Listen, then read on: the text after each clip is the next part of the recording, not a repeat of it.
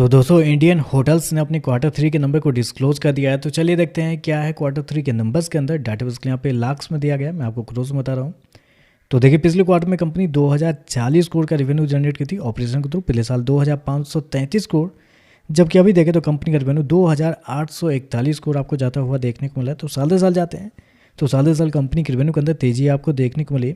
ज़्यादा बड़ी तेजी ने 12% के आसपास का जंप आपको देखने को मिला है। क्वार्टरली बेस पे जाते हैं तो क्वार्टरली बेस पे एक बड़ी तेजी आपको देखने को मिली। यहाँ देखते हैं तो लगभग 40% के आसपास का जंप आपको देखने को मिला है। तो क्वार्टरली बेस पे आपको अच्छा खासा बढ़ता हुआ देखने को मिला, लेकिन साल से साल देखें 12% के आसपास का जंप है। लेकिन होटल सेक्टर की कंपनी है तो होटल सेक्टर में क्या होता है, हमें नंबर को साल दर साल ही जज करना रहता है।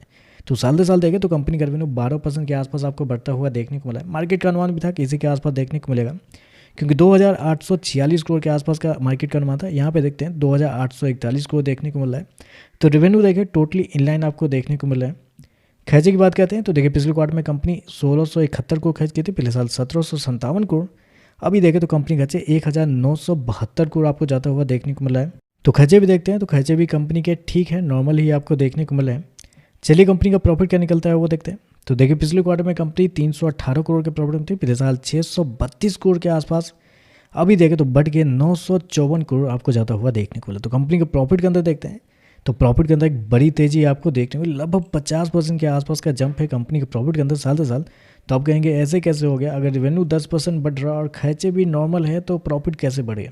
तो प्रॉफिट के बढ़ने के पीछे का रीज़न है, थोड़ा ज़्यादा बढ़ने के पीछे का रीज़न है कंपनी का एक्सेप्शनल आइटम, क्योंकि ज़्यादातर कंपनी को इस क्वार्टर में एक्सेप्शनल आइटम में नुकसान हुआ है, लेकिन यहाँ पे इंडियन होटल को 275 करोड़ का फायदा हुआ है एक्सेप्शनल आइटम में, जिसकी वजह से कंपनी का जो प्रॉफिट है उसके अंदर बड़ी तेजी आपको देखने को मिली है। हालांकि कंपनी ने शो कितना किया, 954 करोड़ का प्रॉफिट इस क्वार्टर में शो किया, जबकि मार्केट का अनुमान था 676 करोड़ के आसपास।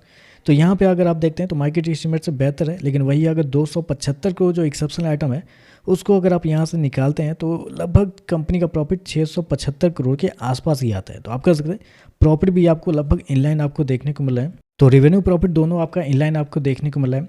चलिए कंपनी के मार्जिन क्या निकलते हैं वो देखते हैं। तो पिछले साल कंपनी का जो मार्जिन था वो था आपका 24.97%। पिछले क्वार्टर की बात करते हैं तो पिछले क्वार्टर में 15.59% था, जबकि अभी देखें तो कंपनी का मार्जिन 23.90 आपको जाता हुआ देख लो। तो मार्जिन देखते हैं तो मार्जिन हालांकि थोड़ा सा गिरता हुआ देखने को मिला है। हालांकि मैंने एक्सेप्शनल आइटम निकाल के मार्जिन आपको बताया, जो कि बेसिक सच में वही होना चाहिए। तो वैसे में देखते हैं तो कंपनी के मार्जिन आपको साल से साल थोड़े से गिरते हुए देखने को मिल रहे हैं। ईपीएस की बात करते हैं तो देखिए पिछले क्वार्टर में कंपनी का ईपीएस 2 रुपये का था, पिछले साल 4 रुपये 9 पैसे। अभी देखें तो 6 रुपये 35 पैसे आपको जाता हुआ देखने को मिला है। तो ओवरऑल देखा जाए तो नंबर ठीक है, मतलब उतने कुछ खास भी आपको देखने को नहीं मिले, क्योंकि 10% के आसपास का 12% रेवेन्यू ग्रोथ है, प्रॉफिट भी लगभग 12% के आसपास है। तो कोई खास मतलब रेवेन्यू जंप प्रॉफिट जंप देखने को नहीं मिला है। नंबर टोटली इनलाइन भी है। तो देखते हैं मार्केट इस पर कैसे क्या कहता है। ओवरऑल देखो तो नंबर ठीक ठाक देखने को मिला है। तो वीडियो पसंद आया तो लाइक कीजिएगा, साथ में साथ चैनल को सब्सक्राइब जो कीजिएगा।